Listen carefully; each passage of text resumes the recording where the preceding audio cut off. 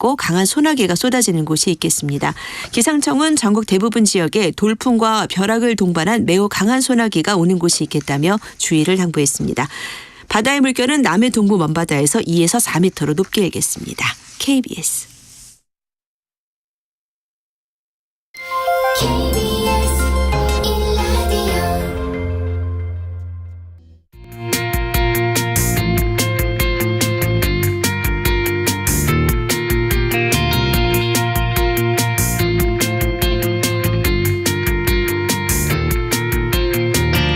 신성원의 뉴스 브런치. 안녕하십니까. 아나운서 신성원입니다. 어제 당정은 교권보호를 위한 협의회를 가졌습니다. 교사의 생활지도 범위, 방식 등을 담은 학생 생활지도 고시안을 다음 달에 공개하기로 했고요.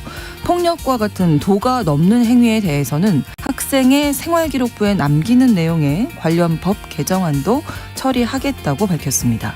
또 교육 현장에서 절대 있어서는 안 되는 안타까운 사건들도 뒤늦게 알려지고 있는데요.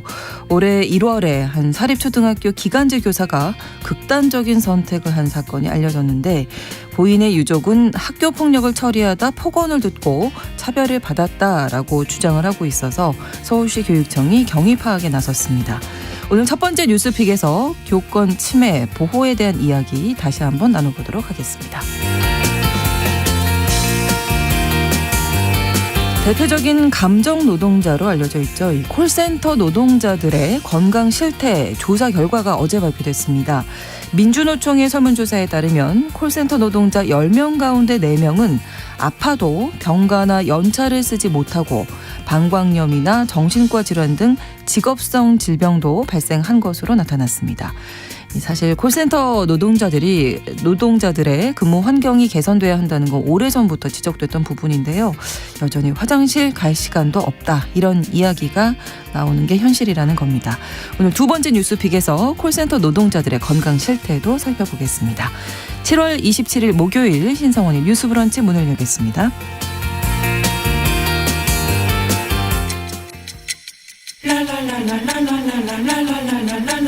듣고 공감하고 진단합니다. 우리 사회를 바라보는 새로운 시선. 신성원의 뉴스 브런치 뉴스픽. 뉴스 브런치 청취자 여러분과 함께 소통하며 만들어갑니다. 실시간으로는 유튜브 생방송 보실 수 있고요.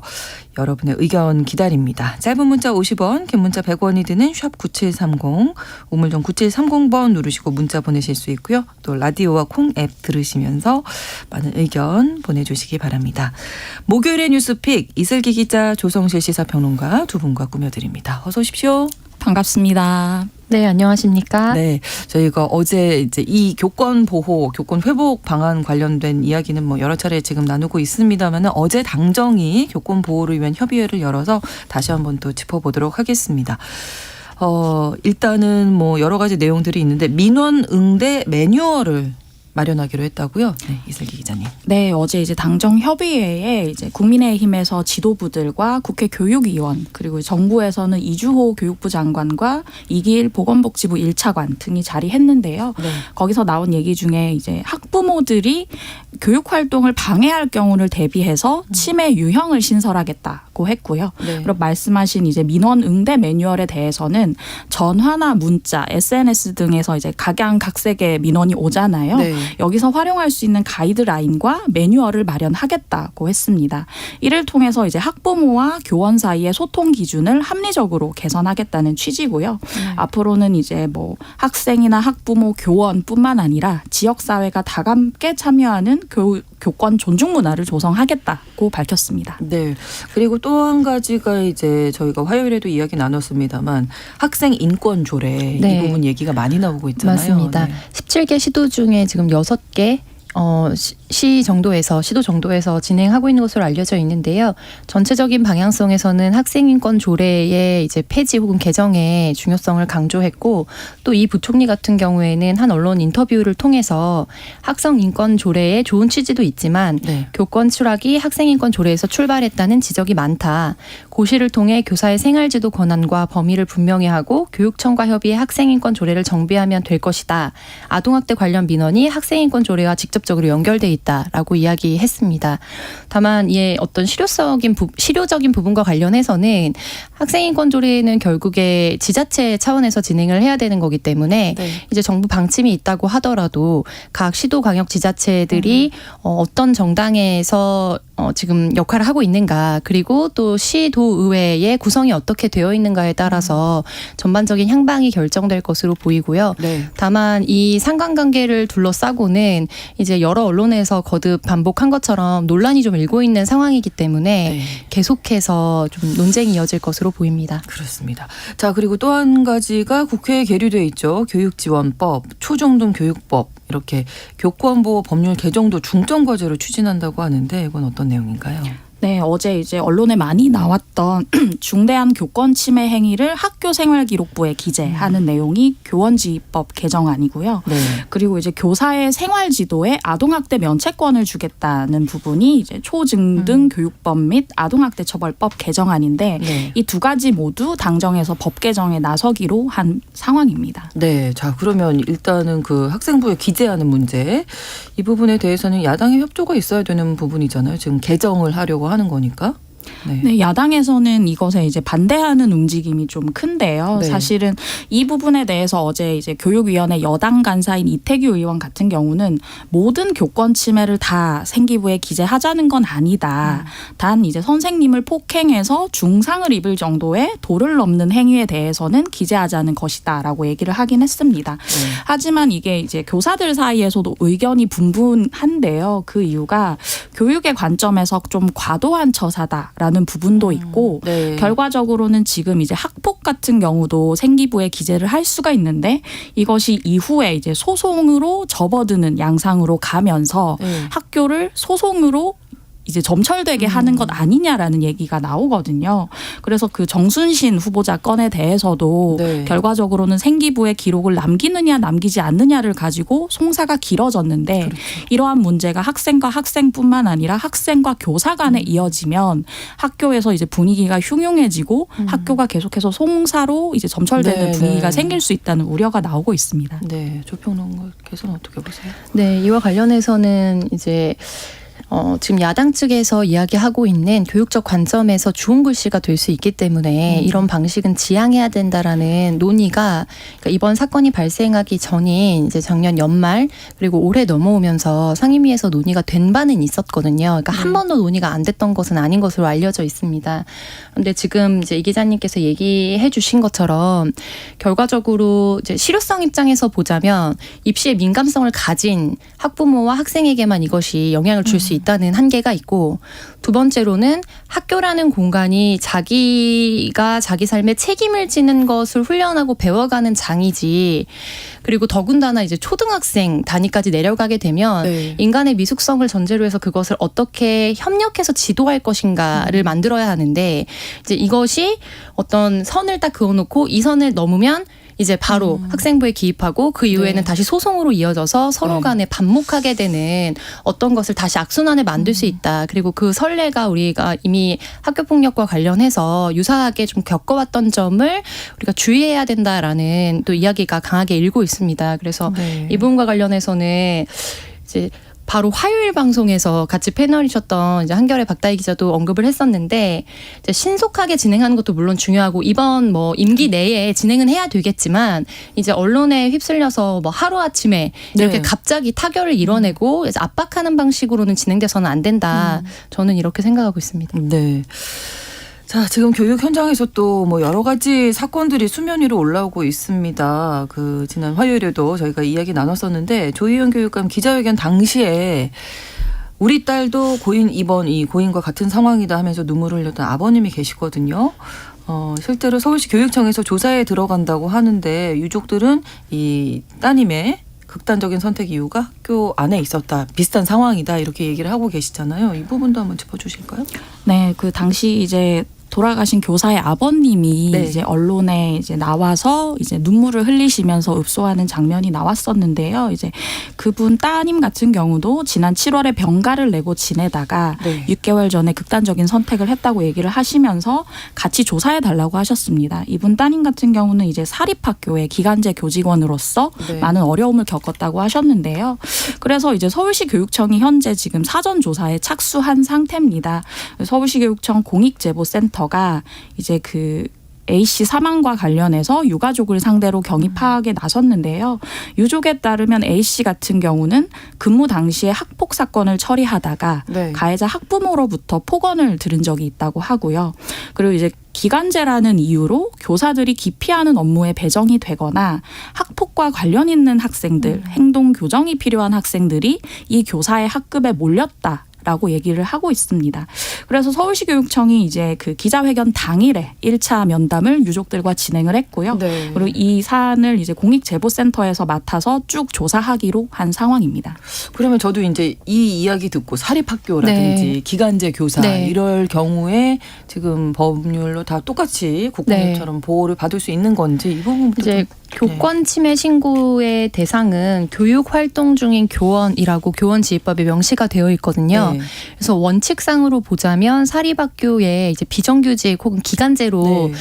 지금 재직 중이라 하더라도 교원으로 활동을 하고 있으면 교권 침해에 관련한 이제 소송 대상자가 될 수 있습니다. 그러네요. 그러나 다만 교권보호위원회를 이제 학교 내에서 설치를 하도록 하고 있기 때문에 네, 학내에서는 이제 어린아이니까 혹은 이제 행정상 문제나 또 여러 가지 불필요한 잡음들이 발생할 수 있으므로 이를 좀 축소하려는 이제 소극 행정적인 경향을 보이기 쉽고 이제 그 점에서 재고용과 관련된 또 이해관계를 가지고 있는 당사자로서 기간제 교사들이 겪게 되는 어려움이 발생할 수밖에 없는 겁니다. 네. 그래서 이제 주변의 유사 사례들도 보면 학내에서 이제 모든 학생들이 그런 것은 아니기 때문에 특별히 좀 눈에 띄게 어려움을 이제 호소할 수밖에 없는 문제 행동을 계속해서 반복하는 학생들이 있을 수 있잖아요. 네. 그럼 이제 내년에 그 학생이 어느 반으로 배치되느냐가 굉장히 학내에서 민감한 이슈인 것으로 알려져 있어요. 네, 근데 좀 이거를 더 구조적으로 들여다보면 지금 현장에서 교원으로 활동하고 계신 선생님들은 교육학 을 더 전공하신 거거든요. 네, 그러니까 네. 중고등 학교 같은 경우에는 그래도 세부 전공을 더 전공하시지만 네. 그런데 지금 치료가 필요한 정도의 문제 행동을 하는 아동에 대한 지도는 뭐 예를 들면 직접 장애로 인해서 발생하는 부분일 수도 있고 그게 아니라 정서적 어려움이나 혹은 그냥 좀 치료가 필요한 이제 그런 게 카테고리가 나눠질 수 있는데 네, 네. 이 부분에 대해서 정말 심화해서 교육을 받거나 그리고 또 임상적인 경험이 없는 선생님들에게 이런 사례들이 종합적으로 주어지고 학내에서 그것을 정말 면대면으로 교사와 학부모 혹은 아이와 이제 지도를 해야 된다는 게 결국에는 폭탄을 돌리는 것처럼 누군가는 맡아야 되는데 사실 이 부분에 대해서 전문성을 갖추고 있는 교원이 부족할 수밖에 없는 상황인 거잖아요. 네, 이와 관련해서 이제 교사 단체들에서도 이와 관련돼서 전문가를 학교에 배치할 필요가 있다. 왜냐하면 문제 행동을 혹은 경계성 장애를 겪는 아동들도 같이 네. 이제 증가하고 있는 추세이기 때문에 학업에 관련된 방해 행위 혹은 폭력 행위 이 두 개는 사실 개념적으로 다르긴 다릅니다. 네. 네, 그래서 이것들을 총망라할 수 있는 차원의 인력 보충이 필요하다는 요구가 있어 왔습니다. 네, 그러니까 뭐 사립교 유족분들이 지금 사립학교도 봐달라. 네. 사립학교 기간제 교사여서 도움을 못 받았다 이렇게 얘기를 하고 네, 계셔서. 그래서 그런 어떤 배경이 이제 반영된 결과인 거죠. 그래서 그러네요. 법률상으로 사각지대에 있지는 않지만 네, 네, 현장에서는 사실 이제 명확하게 권리를 침해받았을 때 이제 구제할 수 있는 가능성이 상대적으로 적을 수밖에 없다. 네. 네, 네. 또 이런 사건도 있었습니다. 작년 말에 한 방과후 강사가 학생에게 심하게 폭행을 당한 사건이 또 뒤늦게 알려졌는데 이 방과후 교실 선생님 또 신분이 다른 거잖아요. 그렇죠. 이제 네. 지금 교육활동 침해 건이 계속 불거지면서 네. 말씀하신 이제 공립학교뿐만 아니라 사립학교 네. 그리고 기간제 이어서 이제 방과 후 강사들의 교권 침해 사례까지 얘기가 나오고 있는데요. 이제 민주노총 전국 학교 비정규직 노동조합 줄여서 학비노조에 따르면 지난해 말 전라도 지역의 한 중학교 교실에서 예술 강사인 40대 여성이 한 학생의 돌려차기에 맞아 쓰러진 사건입니다. 이제 수업 도중에 떠드는 학생이 있어서 주의를 줬는데요. 네. 주의를 주고 교단으로 돌아가다가 발차기에 맞았는데 몸이 2m, 3m 정도나 밀려날 정도였다고 해요. 네. 그래서 급기야 이제 또 다른 학생들이 다 지켜보는 가운데 폭행을 당한 상황이고 A 씨가 너무 놀라서 학교에 도움을 요청했지만 소용이 없었다고 합니다. 그 이유는 이제 예술 강사는 교권 침해 행위 대상이 아니라는 건데요. 돌려 말하면 이제 이런 예술 강사는 정식 교원 신분이 아니라는 거예요. 그래서 이분 같은 경우는 교권보호위원회를 나도 열어달라고 했지만 네. 학교 측에서 열어주지 않았고요. 교보위가 열리지 않았기 때문에 이를 통해서 진행되는 교원에 대한 뭐 심리 치료라든지 가해 학생과의 분리조차 일어나지 않은 상황이어서 지금 학비노조에서는 이분이 계속해서 가해 학생과 수업을 하고 있다고 얘기를 하시거든요. 그리고 이제 예술 강사 사업 같은 경우는 한국문화예술교육진흥원에서 주관을 하고 있는데 네. 여기에 문제 제기를 했지만 뚜렷한 재발 방지책이 나오지 않은 상황이라고 합니다. 아무 뭐 대책이 없는 대책이 거네요. 없는 이런 일을 어느 당해도. 법으로도 보호를 받지 못하는 상황이라고 보시면 될 것 사실 같습니다. 요즘 학교 상황을 보면 이제 방과 후 강사 선생님들도 계시고 네, 굉장히 돌봄 많죠. 선생님들도 네, 많으시고 네. 없는 학교 아마 없을걸요. 네. 그런데 이렇게 무방비 네. 상태군요. 방과후 선생님도 계시고 돌봄 선생님도 계시고 네. 그리고 스포츠 강사라고 해서 체육 네, 네. 과목별로 들어가서 전문적으로 지원을 해주는 선생님들이 또 계시거든요. 그렇죠. 그렇기 때문에 이제 학내에서 사실 어깨 너머로 아이들이 온몸으로 어떤 불평등과 차별을 또 배울 수밖에 없는 상황이기도 합니다. 역설적으로. 그래서 앞서 언급드린 것처럼 사립학교 교원의 경우에는 어쨌든 법적으로는 지금 이제 사각지대에 있는 것은 아닌데 지금 비정규직으로 일하고 계신 학교에 출퇴근하시는 교사분들, 강사분들 같은 경우에는 법률상 지위가 아예 보장이 되어 있지 않고 그러니까 학교로부터도 구제받을 수 없고 지원 사업을 해주는 단체도 관련된 이제 근거 법률이나 행정 체계가 없다는 이유로 그래서 오롯이 개인이 이것을 좀 감수해야 되는 상황인 거예요. 네, 그래서 이런 부분에 있어서 지금 현장에서 많은 어려움을 겪고 계시죠. 그러니까 학교라는 같은 울타리 안에 있는데 네. 약간 신분이라고 그렇죠. 표현해야 되나요? 네, 신분하고 사실상 좀 그런 형태가 되어 심의가 있는 거죠. 다르고 네. 다른 선생님들이 많이 계시고 이제 보호 방식이 다 달라진다. 네. 그럼 이거를 좀 일원화할 수는 없을까요? 어쨌든 아이들 입장에서는 다 같은 네. 선생님들이시잖아요. 당연히. 그래서 이와 관련해서는 관련 법이 이제 개정이 돼야 되는 네네. 상황이고요. 그리고 좀 더 넓게 가져가자면 이제 네. 늘봄학교나 이런 부분도 뭐 늘리겠다고 학교에서 하고 있는데 결국에 초등 돌봄을 어떻게 할 것인가를 가지고 또 네. 돌봄 지도사 선생님들과 또 학교 교원분들과의 또 많은 좀 갈등과 또 언론상으로도 비춰졌던 또 성명서가 되게 굉장히 네. 경쟁적으로 나오는 부분들이 또 있었거든요. 근데 이런 부분들이 지금 우리 학교가 마주하고 있는 현실이라는 거를 좀 크게 시야를 넓혀서 볼 필요는 있을 것 같아요. 그래서 지금 얘기해 주신 것처럼 종합적으로 이것을 일원화해서 학내에서 일어나는 네. 이제 기본적인 권리 침해의 문제 그리고 노동권의 문제에 대해서는 이제 일원화된 체계로 관리할 수 있도록 해야 된다. 그래서 그 대안 중에 하나가 예를 들면 지금 교권보호위원회를 학교별로 이제 네, 꾸리도록 네. 하고 있는데 네. 교육청에서 그것을 주관하도록 하고 다이렉트로 교육청에 신고를 하면 교육청으로부터 이제 지시를 하달을 받은 학교는 의무적으로 교권보호위원회를 열 수밖에 없도록 하는 방식이 된다든지 네, 이런 네. 방식의 이제 개정이 좀 필요한 상황입니다. 네, 전반적인 실태 조사도 또 네. 필요할 것 같아요. 지금 학교 내에서 얼마나 선생님들이 계시고 있는지 그렇죠. 네. 가르치고 네, 계신지. 이제 교육부 통계 보면 네. 이제 교권 침해 건수가 기하급수적으로 매년 늘어나고 있거든요. 2020년에 1,100건 수준이다가 이제 작년 같은 경우 3,000건이 넘어섰습니다. 그런데 문제는 이제 아까 언급드렸던 이제 학내 비정규직 근로자 같은 경우는 교권 침해를 얼마나 입는지 유형이 어떤지 통계조차 없는 상황이에요. 근데 학교를 둘러싼 모든 구성원의 인권이라는 차원에서 네. 특히나 특히나 이제 학생이나 학부모가 아닌 교원이나 비정규직 근로자 같은 경우는 노동권의 차원에서 이분들 실태 조사가 정말 필요하다는 생각이 들고요. 그리고 이분들의 이제 노동권 확보를 위한 대책까지도 좀 세워야 된다고 생각을 합니다. 네. 예를 들면 뭐 교원이라는 이름에 모두 통칭을 하진 않더라도 이분들이 교권 침해를 입었을 때 교권보호위원회에 준하는 걸 열어야 하고요. 네. 그리고 지금 같은 경우는 학교마다 학교장의 재량이나 학교 구성원에 따라서 같은 교권 침해를 입었어도 대응이 다를 수 있는 부분들이 굉장히 많거든요. 그러네요. 네. 특히나 아까 사립학교 언급을 하셨는데 사립학교 같은 경우는 외부 평판에 굉장히 취약하기 때문에 이전에도 학폭, 은폐 의혹 같은 부분도 네. 있었고요. 교권 침해가 밖으로 불거지는 것을 굉장히 꺼려해서 안에서 쉬쉬하는 경향이 있을 수 있다는 얘기가 나오는데 네. 이것에 대해서도 법적으로 좀 테두리가 좀 완전해지도록 우리가 법을 정비하는 부분이 필요할 것 같습니다. 네. 그리고 또 한 가지가 어제 이제 워낙 이슈가 됐던 얘기가 있어요. 이제 윤건영 충청북도 교육감이 어떤 그 강의 자리에서 교사는 예비살인자라는 취지의 발언을 해서 네. 이게 어떤 맥락에서 나온 건가요? 네, 지난 25일 정교사 자격 연수 특강에 참석했던 윤건영 교육감이 교사들은 이제 예비살인자라는 사실을 인정하고 교사가 돼야 된다. 그만큼 이제 특단의 마음가짐을 가지고 이런 마음 자세가 안 되겠다 그러면 이제 다 자퇴하고 나가라 이런 방식의 좀 극단적인 표현의 강연을 했고 그것이 이번 사건과 함께 또 공론화가 되면서 물의를 일으켰습니다.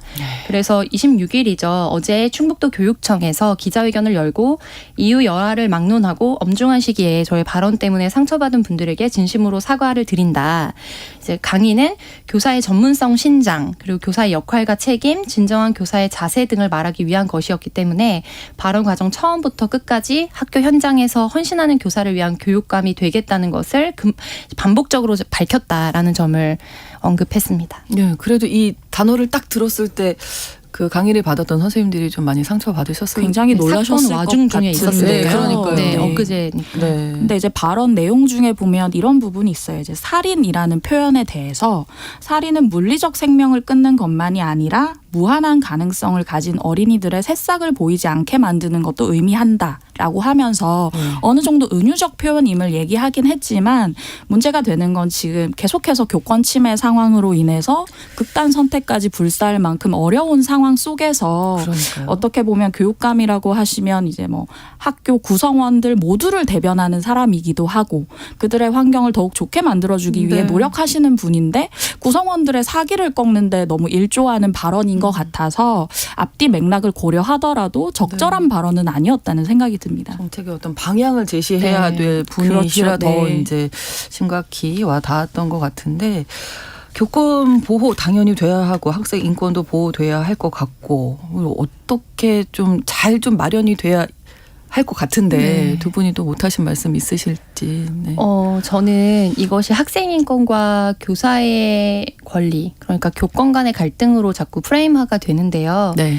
그러니까 이 문제의 이면에는 인권과 이권이라는 것이 이제 사실 숨겨져 있다라고 생각합니다.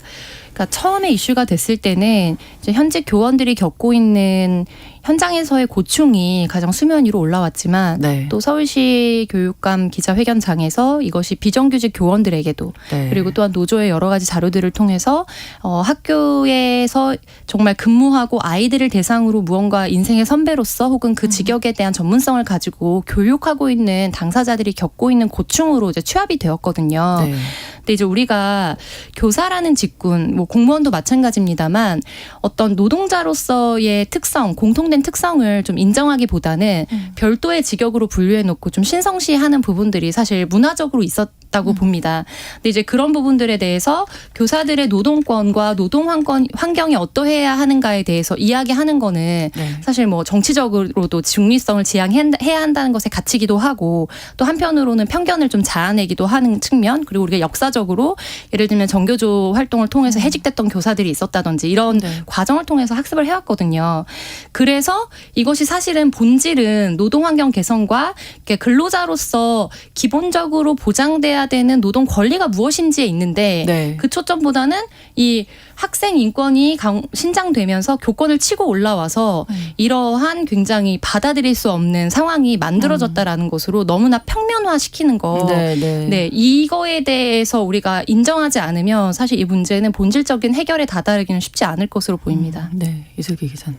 네, 저도 학생 인권과 이제 교권이 대립한다 이런 부분에 대해 말씀드리고 싶은데 네. 어제 당정협의회에서 나온 얘기 중에 학생 인권 조례 정비가 필요하다는 얘기가 나오면서 박대출 국민의힘 정책위의장이 이런 얘기를 했어요. 그 조례의 상위 법령 정비를 통해서 네. 문제 조항을 개선해 나가야 한다라는 얘기도 했거든요.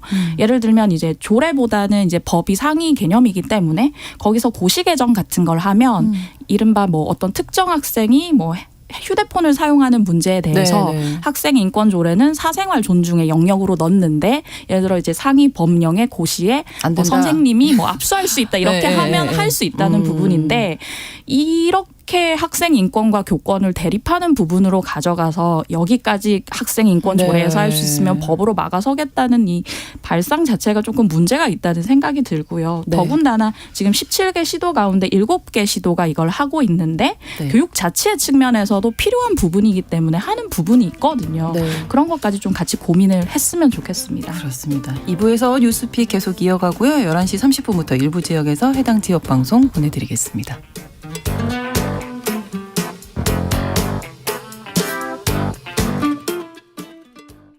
지금 시각은 11시 30분입니다. KBS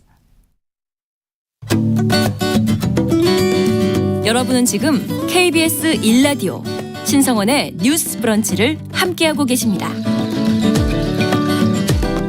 뉴스 브런치 듣고 계시고요. 앞서서 이제 교권보호 관련된 이야기 나눴는데 조성실 시사평론가께서 한 말씀 더 덧붙이고 싶으시다고. 그리고 저는 한 가지 우리가 고려해야 될 사항이 현재 2020년대를 살고 있는 아동 청소년을 둘러싼 사회 문화적 그중에서도 기술적 환경이 달라졌다는 점을 전제로 이 교사들의 노동 환경에 대한 어떤 법률적인 전환이 필요하다고 보거든요. 그러니까 일례로 지금 미국에서 좀 이슈가 됐던 게 틱톡 등과 같은 SNS 몇 개 유명 단체들을 집단 소송하는 몇몇의 교육청들과 우리로 치면 교육청이죠. 교육청들과 학부모들이 집단 소송을 시작했어요.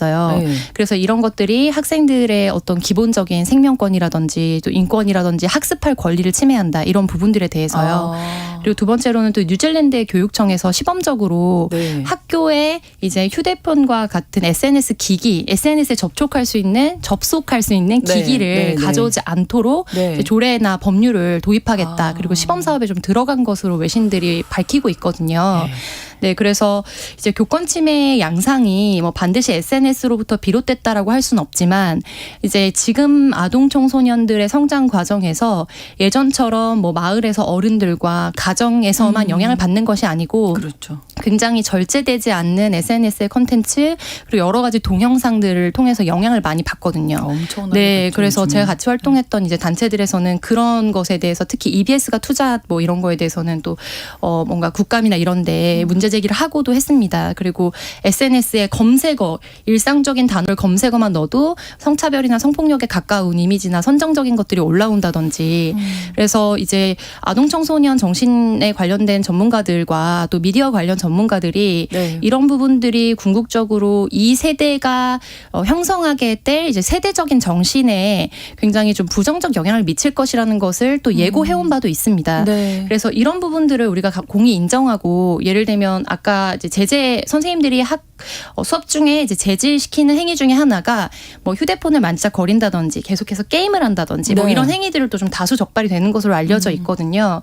그럼 이런 환경이 우리가 지금 입안을 하고 있는 세대는 전혀 경험하지 못했던 환경 가운데 아이들이 놓여 있다. 근데 국회는 더더욱 그런 거에 대해서 사실 전혀 모르거든요. 네, 구성원의 구성 자체가요. 그래서 이런 부분에 대해서 우리가 어떻게 보면 진짜 그야말로 집단 지성을 모아서 사실은 새롭게 교육 공동체의 회복과 어떤 교육권 확보를 어떻게 할 것인가에 대한 좀 집약적인 논의가 시급하게 필요한 시점입니다. 현실을 또 우리가 잘 봐야 되겠다 이런 생각도 또 하게 됩니다.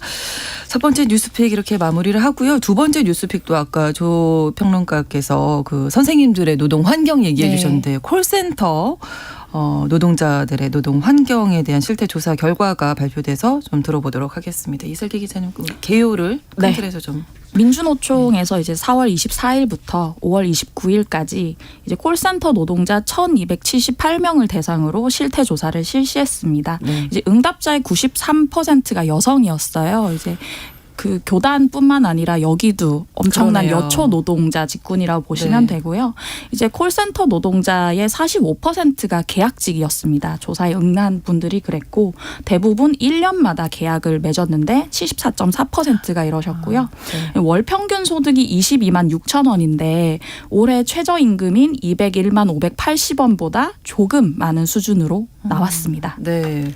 자, 그러면 이제 내용에 들어가 보면 아파도 일해야 하는 경우가 많다. 네, 이렇게 응답자의 나왔다고요. 40%, 그러니까 10명 중 4명은 네. 지난해 아파도 병가나 연차를 내지 못하고 출근했다라고 응답을 했습니다.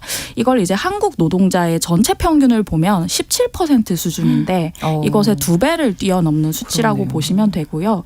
그래서 왜 아파도 쉬지 못했냐고 물었더니 첫 번째 이유는 관리자에게 밉보일까 봐 라고 응답하신 분이 26%였고요.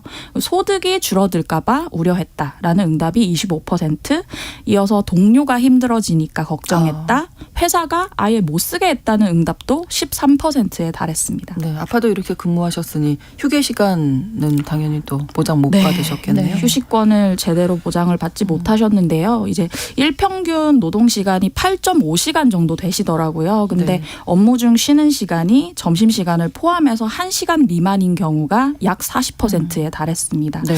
그중 11.5%는 30분도 쉬지 못한다고 하셨거든요. 그렇다고 하면 이제 지금 근로기준법 상에 네. 하루 8시간 근무에 1시간 이상의 휴게 시간을 주도록 돼 있는데 이것에 못 미치는 분들이 절반 이상이라고 봐야 되는 거고요.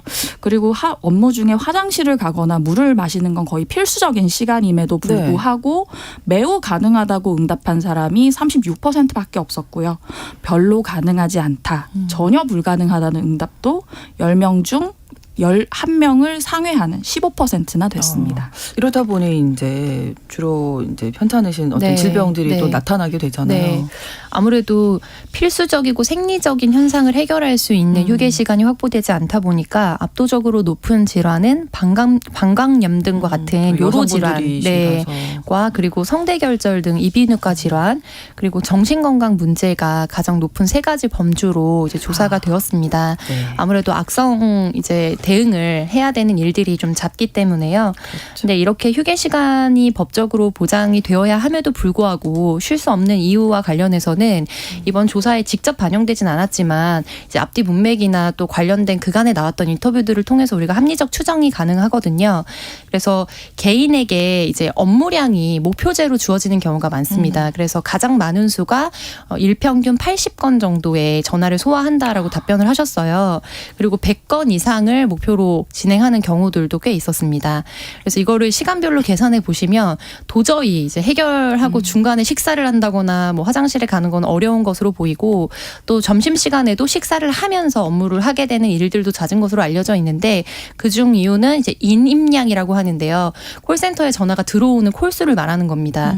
그런데 우리가 보편적으로 점심시간에 개인적인 용무를 많이 처리를 하잖아요. 식당에 가면서. 그럼 압도적으로 누군가가 쉬어야 되는 그 시간대에 또 전화량이 몰리게 되고, 인임량이 이제 평소보다 더 폭증하는 날에는 이제 어쩔 수 없이 또 업무에 투입되는 일들이 많다.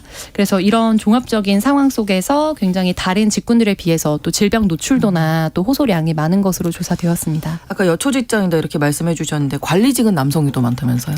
네, 맞습니다. 이제 아까 말씀드린 부분이 이제 조사에 응답한 분은 93%가 네, 여성이고 남성은 7%인데 성별 간 또 임금 차이가 있어요. 남성은 233만 9천 원을 받는데 여성은 219만 8천 원으로 약 14만 원 정도 남성이 더 받거든요. 네. 그리고 말씀하신 것처럼 관리직 분포에서 또 성별 차이가 있는데 여성 상담사 중 관리직이 7.4% 10%였는데 남성 중에서는 15.6%로 2배 이상 넘게 차이가 났습니다. 네.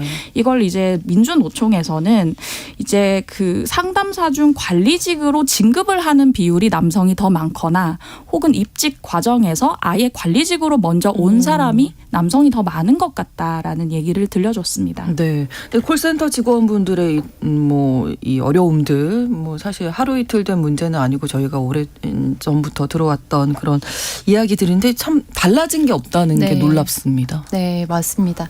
그래서 이번 이 보도자료의 가장 핵심적인 것도요. 네. 2018년도에 산업안전보건법이 개정되면서 이제 우리가 뭐 마트라든지 또 관련된 콜센터나 이럴 때 이제 전에 신호음이 흘러갈 때 누군가의 뭐 딸입니다, 아들입니다, 네. 혹은 감정 노동자입니다 이런 멘트가 이제 삽입되도록 개정이 됐거든요. 네. 근데 그 조치 이외에도 고객 전화를 받았을 때 혹시 폭력에 바로 노출됐다면 휴게 시간을 30분 이상 보장해 줘야 한다든지 너무나 폭력적인 고객과 통화를 할 때에는 끊을 권리를 보장해 준다든지 그리고 고객 폭력에 노출돼서 트라우마나 정신적인 어려움을 호소하는 이제 상담원에게 심리 상담을 제공해 줘야 되는 의무 등이 이렇게 우리가 법률상으로 통과를 시켰지만 네. 이제 실태 조사를 했을 때는 이제 그 전화 중간에 들어가는 그 콜에 소리가 녹음된 거 이외에는 현실적으로 유의미하게 아주 크게 변했다고 느끼기는 어렵다라는 조사 결과가 나온 거예요. 그래서 지금 우리가 법적으로 도입한 것을 사업장에서 잘 지킬 수 있도록 요청하는 취지의 최종적인 결론이었거든요. 그래서 참 그 수화기 너머에 네. 사람이 있다는 사실에 대해서 네. 한 번 더 우리가 좀 유념할 필요가 있어 보입니다. 네, 콜센터는 또 점점 많아지고 있더라고요. 그렇죠. 이제 워낙 그 업무를 요하는 직장이 네네. 많아지면서 많아지고 있는데 말씀하신 것처럼 산업안전보건법에 따라 그 멘트 말고는 지켜지는 부분이 없다는 게 조금 아쉬운 상황이고요. 또한 이런 사업장 같은 경우는 3년마다 근골격계 부담 작업 유해 요인 조사라는 걸 실시를 해야 돼요. 왜냐하면 네. 여기 오랜 기간 앉아서 일을 하시기 때문에 어깨나 팔에 통증이 있으신 분이 이번 설문조사에서 또 많이 나타났거든요. 그래서 이 결과를 노동자한테 알리고 문제가 있을 경우 개선해야 되는데 이것도 전혀 되지 않고 있다. 이런 것에 대한 이 노동부의 좀 관리 감독도 필요하지 않나라는 생각이 듭니다. 네. 목요일의 뉴스픽 오늘 마무리하겠습니다. 이슬기 기자, 조성실 시사평론가 두 분과 함께했습니다. 고맙습니다. 감사합니다. 수고하셨습니다. 신성원의 뉴스 브런치는 여러분과 함께합니다. 짧은 문자 50원, 긴 문자 100원이들은 샵 9730, 무료인 콩앱과 일라디오 유튜브를 통해 참여해주세요.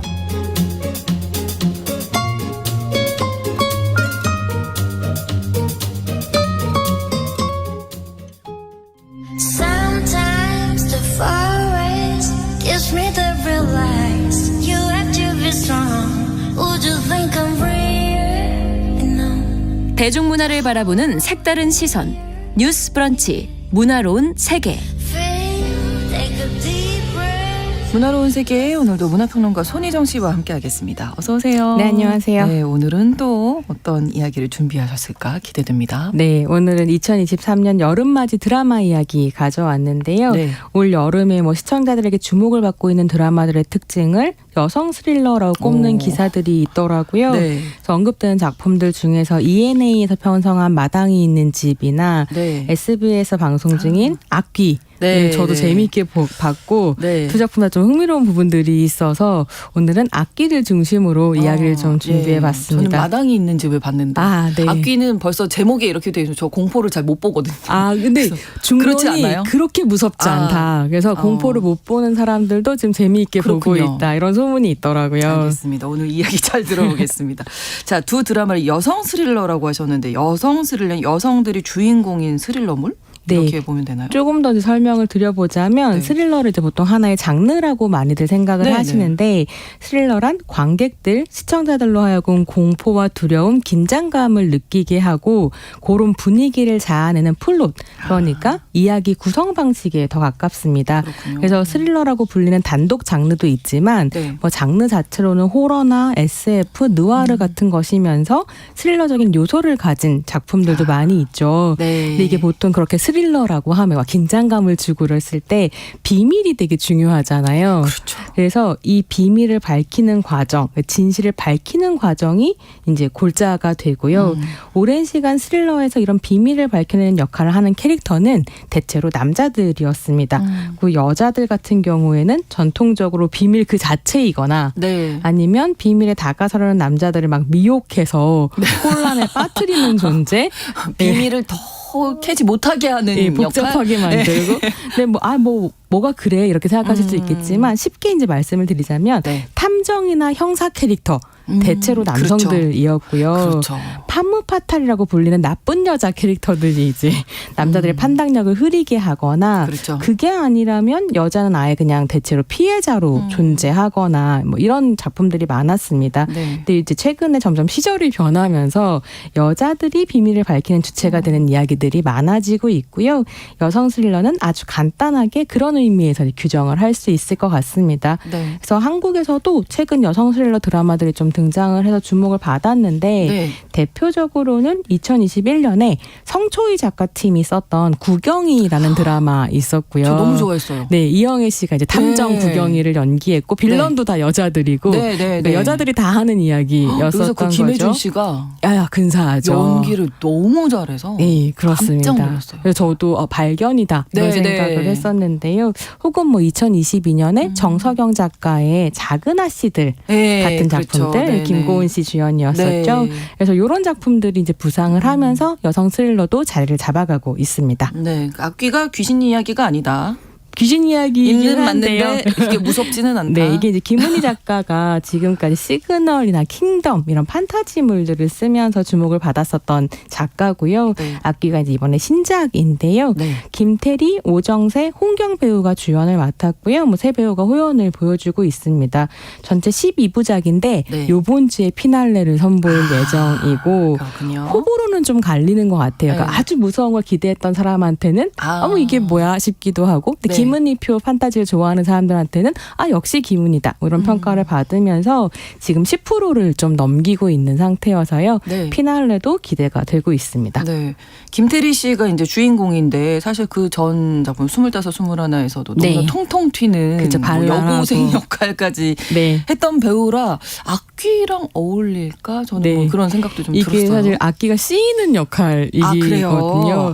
근데 굉장히 잘 한다고 저는 생각이 들더라고요. 이게 김태리 씨가 연기한 구산영이라는 캐릭터가 네. 홀어머니를 모시고 사는 청년이거든요. 그 집안 사정이 안 좋아서 뭐 배달 알바에 대리 알바까지 온갖 알바를 다 하면서 사는 정직한 청년입니다. 근데 어느 날 오랫동안 소식을 끊고 살았던 아버지가 사망을 했다는 소식을 듣고 본가에 갔다가 아버지가 유품으로 남긴 빨간 댕기를 받게 되는데요. 네. 그 빨간 댕기에 씌어있던 악기가 구산영에게 들어오면서 드라마 이야기가 본격적으로 시작이 되거든요. 네. 근데 평소에는 굉장히 올바르고 성실한 청년이라서 보고 있는 저도 약간 지루한가? 저 사람은 좀 지루한 것 같아 이런 생각이 드는데 네. 이게 몸속에 악기가 발동하면 어마어마하게 무자비해지거든요. 근데 그런 양면적인 얼굴이 있고 이게 순간적으로 클릭하면 탁 바뀌는데 설득력이 있어요. 김태리 배우가 굉장히 잘하더라고요. 네, 되게 네. 절제할 때와 발산할 때 균형을 굉장히 잘 잡아가고 있어서 보통 이제 이렇게 악기가 쓰이는 드라마를 보면 피곤해지는 순간이 있는데 그렇죠. 악기가 너무 막 소리를 지른다거나 네. 근데 그런 피곤함이 없이 볼 수 있는 연기를 지금 선보이고 있습니다. 네, 같이 출연하시는 오정세 씨, 홍경 씨도 뭐 워낙 네. 연기 잘하시는 분들이라. 홍경 배우는 라이징 스타이기도 한데요. 네. 네, 좀 앞으로 어떨까 너무 궁금해지는 배우고. 네. 근데 일단 오정세 배우가 뭘 연기했는가 말씀드리자면 댕기에 씌인 악기를 추적하고 있는 민속학과 교수 염혜상 캐릭터를 연기를 하고 있고요. 네. 어렸을 때 이제 어머니가 돌아가셨는데 악기 때문에 죽은 거죠.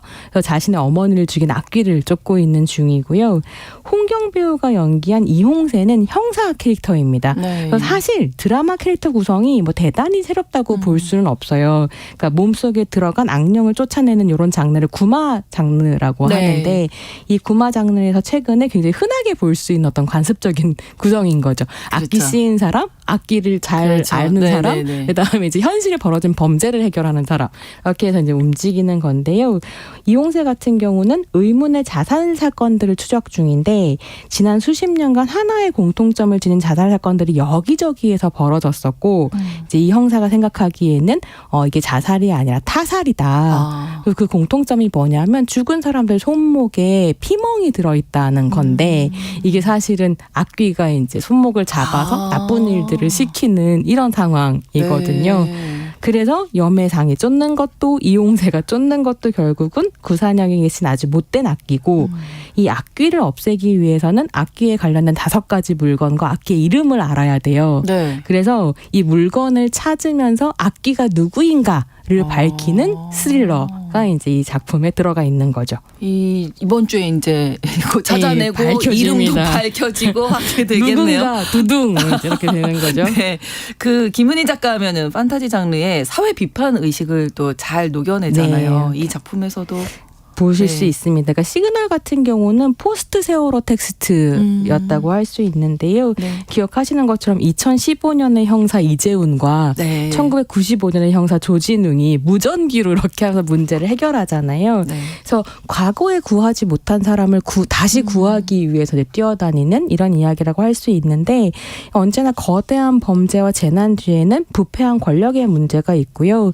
그렇게 권력이 망친 세계, 부정의가 지배하는 세계에서 정의를 구현하려는 어떤 소명의식을 가진 이제 경찰들, 공무원들이 김은희 드라마의 되게 중요한 요소들인 것 같아요. 네. 조선시대를 배경으로 하는 좀비물이었던 킹덤도 사실 크게 다르지 않습니다. 그렇죠. 그래서 왕이 이제 죽으려 그러는데 생사초를 먹여서 억지로 네. 살려놓고 그러니까 좀비로 세워놓고 권력을 누리려는 정치인들의 얘기였고 그 사람들이 만들어 놓은 파국 안에서 사실 또 이제 공무원들이 이거 해결하는 거거든요. 근데 공무원이라고 하면 좀 안 와닿겠지만 네. 세자 같은 경우 이제 고위 공무원이고 그렇죠. 그렇죠. 의녀도 엘리트 공무원이고 네.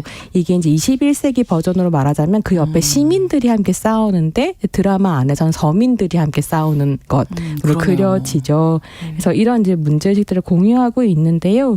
제가 이번에 악귀를 보면서 좀 재밌다고 생각한 건 네. 악귀에서 구산형에게 든 그 악귀가 젊은 여성인데 네. 이 여성이 킹덤에서 주요 캐릭터였던 중전을 떠올리게 하더라고요. 아까 그 김혜준 예, 씨가 김혜준 배우가 맡았던. 연기했었던 그 중전이 또 놀라운 빌런이었었거든요. 그렇죠. 근데 이게 왜 그런 생각을 하게 됐는가 하면 네. 구산형에 들어있는 악귀가 근대화기에 엄청나게 돈을 벌겠다는 자본가가 무소불위의 힘을 얻기 위해서 어린 소녀를 죽여서 악령으로 만드는 과정에서 탄생한 애고, 그러니까 얘 자체가 한국 근대화기와 자본주의의 문제, 천민자본주의의 문제라고 하는 걸 이제 다 갖고 있는 존재인 거예요. 근데 그 악기와 중전이 어떻게 닮았냐면 중전 같은 경우에도 그 부패한 조선에서 자기가 그런 말 하거든요. 계집이라고 무시당했다. 그래서 그게 이제 너무 화가 난 사람인데 그러면 그 시스템을 엎으려고 하는 게 아니라 네. 사실은 그 부패한 권력이 차지하고 있었던 시스템을 자기 걸로 만들려고 하는 과정에서 이제 네. 영화 그 드라마 맨 끝에 가게 되면 시즌 2에서 그 부패한 조정 대신들을 다 끌어안고 얼음물로 이렇게 네. 가라앉는 피날레가 진짜 근사했거든요. 그거에 대한 생각을 떠올리면 중전과 악기가 닮았다라는 생각이 들고 예. 사실은 시스템을 뒤집기보다는 그 안에서 기득권이 되려고 한다면 여자건 남자건 시스템의 마찬가지의 피해자가 될 수밖에 없다라고 하는 메시지를 담고 있는 건 아닐까? 물론 피날레가 아직 악기엔 남아있지만 네, 그런 생각이 좀 들더라고요. 예.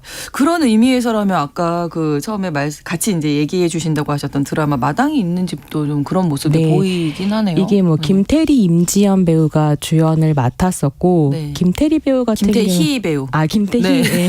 김태희, 네, 한 네. 글자자 있는 김태희 배우 같은 경우에는 네. 이제 가스라이팅을 당하는 맞아요. 부르주아 중산층 가정주부였고 임지연 배우 같은 경우는 이제 물리적인 가정폭력에 시달리는 여성 노동자 네. 두 사람이 그 이제 가정폭력으로부터 어떻게 벗어나오는가에 대한 대한 얘기를 담고 있는데요. 저 이 드라마가 좀 흥미로웠던 건 두 여자가 서로가 서로를 도우려는 의지가 없거든요, 사실은. 하지만 시스템의 피해자라는 서로를 알아보는 어떤 시선 교환 안에서 결국은 서로가 서로를 구원하게 되는 이야기입니다. 근데 이 드라마의 처음이 이제 미스테리는 임지연 씨가 연기한 이제 캐릭터의 남편이 죽었는데 네. 누가 얘를 죽였는가가 그렇죠. 되게 중요한 얘기인 것 같았는데 네, 의외로 네. 범인은 되게 빨리 밝혀져요. 맞아요. 더 중요한 문제는 그 밑에 숨어 있는 10대 여성이 또 한 명이 죽는데 이 여성을 둘러싼 비밀이 무엇인가가 이제 켜켜이 밝혀지는 게 그렇죠. 드라마의 핵심이고 결과적으로는 부계혈통주의를 지키려고 하는 남성 가장의 어떤 문제로 기결되는 부분이 있거든요. 네. 그래서 그 시스템을 지키려고 할 때 사실은 어떤 젊은 여성이 어떤 식으로 희생당하는가라고 하는 이야기를 밑에 깔고 있는 거죠. 네. 근데 그렇다고 했을 때 우리가 그 10대 여성의 뭐 드라마 속에서의 행동이나 이런 걸 다 지지할 수 있는가라고 하면 꼭 그렇지는 않지만 네, 네. 그가 좋은 사람이기 때문에 혹은 선한 사람이기 때문에 지켜야 하는 건 아닌 거죠. 우리의 구성원으로서 그렇죠. 억울함이나 부당함이라고 하는 것은 네. 어떻게든 진실을 밝혀서 사실은 만천하에 드러내야 하는 부분이 있는 이런 상상력들이 최근에 여성 스릴러들 안에서 좀 보이는 거 아닌가 이런 생각이 들더라고요. 네. 그래서- 그렇게 하려면 이제 여성이어야 그게 어떻게 보면 또 더 잘 보일 수 있지 않을까. 남성들은 그 구조 안에 있기 때문에 그렇죠. 예, 좀 객관적일 수가 없잖아요. 한편으로는 그 시스템을 지키기 때문에 얻을 수 있는 낙수 효과라고 하는 게 네. 굉장히 이제 크기도 하고요. 그래서 이 김태희 씨가 연기했었던 캐릭터가 좀 흥미로운 건 뭐냐면 그냥 그 시스템 안에서 순응하는 어떤 여성으로서 낙수 효과를 누리고 살 수도 있었지만 그렇죠. 사실 김태희 씨가 임지연 캐릭터를 만나서 하게 되는 건 뭐냐면 네 남편이 내 남편을 죽였어라고 얘기했던 그게 이제 나중에 진짜가 뭔지 서서히 그렇죠. 밝혀지지만 네네. 꼭 직접 확인하시면 좋겠지만 네. 그 얘기를 딱 들었을 때 각성이 시작된다는 거. 아, 내가 무언가를 모르고 있다. 그것이 설사 진실이 아니었다고 하더라도 그 각성의 말이 네. 그러면서 김태희 씨가 깨쳐나가는 게 굉장히 흥미롭거든요. 네. 그래서 저는 개인적으로는 김태희 씨가 지금까지 보여준 캐릭터 중에서 네. 가장 흥미로운 캐릭터였다라는 생각도 좀 들더라고요. 네. 저는 처음에 그 무서운 거 못 본다고 했잖아요. 제목이 마당 있는 집. 네. 너무나 평화로워 보이고 첫 회에서도 약간 그랬잖아요. 네. 굉장히 근데 평화롭지만 봤다가 네. 이게 이제 끊을 수 없게 된 거죠. 이게 뭐랄까 그 마당에서 이상한 냄새가 난다 할 나기 때부터 시작한다. 아, 내가 잘못 봤구나. 네, 시작이거든요. 예, 예. 그래서 이제 제 친구들은 그런 농담도 하더라고요. 마당 있는 집을 보면 저런 마당 있는 집을 가지고 싶은데 동시에 너무 무섭다. 무섭기도 해요. 맞아, 이제는. 가지고 싶지 않다. 네네네. 두 배우의 연기는 어떻게 보셨습니까? 저는 뭐 임지연 배우가 네. 더 글로리 이후에 이제는 네. 뭐 날개를 닿은 것처럼 네. 보이죠. 아, 네. 뭐 많이 회자도 됐지만 그 먹방이라고 네네. 뭐 남편 무슨 사망 정식이라고 해서 그러니까 와, 그 근데 물리적인 진짜? 폭력을 예, 행사하던 남편이 죽고 난 다음에 이제 되게 맛있게 짜장면을 먹는 장면이 네. 나오는데 굉장히 논란이 되기도 했었어요. 남편이 죽었는데 저럴 수가 있냐. 근데 이걸 보시면 네, 왜 이해가 그러는지 갑니다. 이해하실 거예요. 그래서 그런 평도 있었습니다. 네. 그걸 보고 남편 사망 정식이 기분이 나쁘다라고 생각한다면 당신이 누구와 공감하고 있고 동일시하고 있는가를 질문해 봐야 된다. 이런 얘기를 하기도 했죠. 네. 물론 어떤 폭력에 폭력으로 대응하는 것은 저는 지지할 수 없지만 그렇죠. 네, 그럼에도 불구하고 그럴 수 있다. 이런 생각이 들더라고요. 어느 정도는 좀 공감이 되더라. 네. 이런 정도까지만 그렇습니다. 예, 말씀을 드리겠습니다. 오늘 여성 스릴러 여름 맞이로 네. 여성 스릴러 두 편 소개해 주셨어요. 드라마 마당이 있는 집 그리고 악귀 두 편이었습니다. 문화로운 세계 문화평론가 손희정 씨와 함께했습니다. 고맙습니다. 네, 감사합니다. 신성원의 뉴스 브런치 7월 27일 목요일 순서 마치고요. 저는 내일 오전 11시 5분에